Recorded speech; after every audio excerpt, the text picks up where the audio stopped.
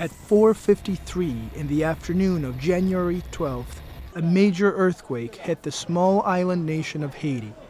The impact of the 7.0 magnitude quake, the worst in the region in 200 years, was devastating. Everything was just destroyed. People had died, and there were mothers carrying their dead bodies of their children.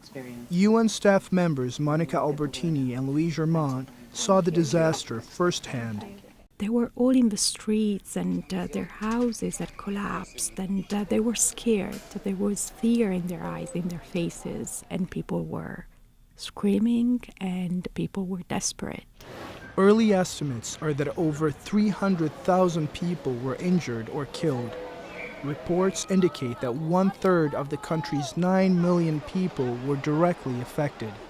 The streets of the capital, Port-au-Prince, were filled with survivors who set up improvised tents amid the chaos.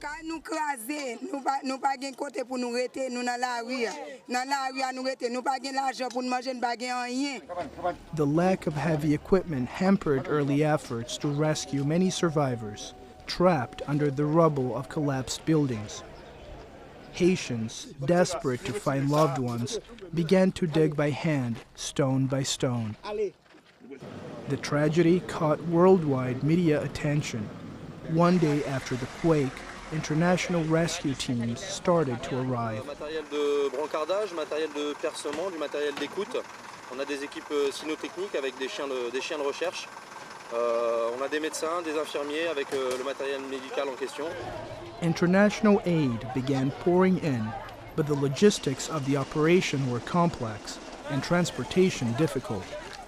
Roads were blocked, and the distribution of food and water was hindered by desperate crowds and isolated looting incidents. Haiti, one of the poorest countries in the world, was especially vulnerable to a natural disaster. The majority of Haitians live on less than $2 a day in precarious housing with scant access to basic services. Salvano Briceño, director of the UN's Disaster Reduction Agency.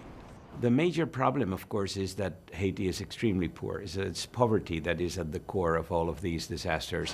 Foreign nationals flooded Port-au-Prince's international airport, while Haitians themselves started a mass exodus away from the capital in search of food, shelter, and security.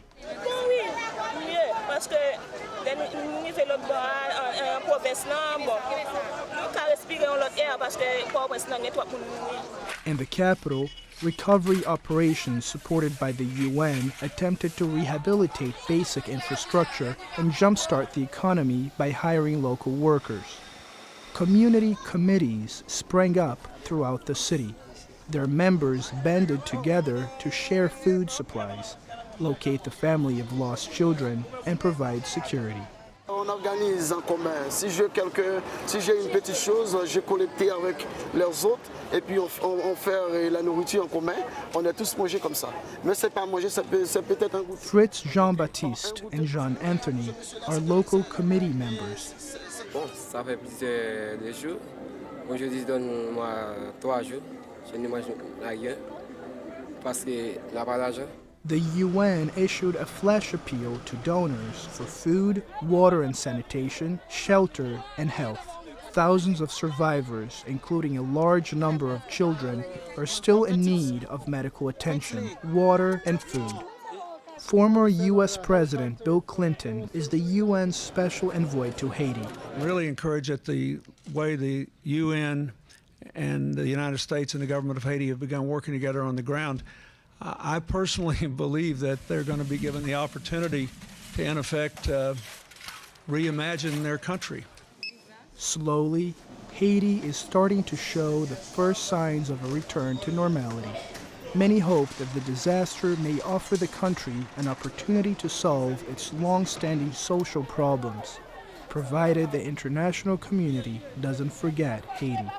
We have a proverb here in Haiti called Deemon Gemon, which means behind mountains there are mountains, which means that for every challenge that you find in life, there is another greater challenge that's waiting for you. They will try to deal with it as best as they possibly can, because that is, in fact, the way of life for Haitians. Mm-hmm.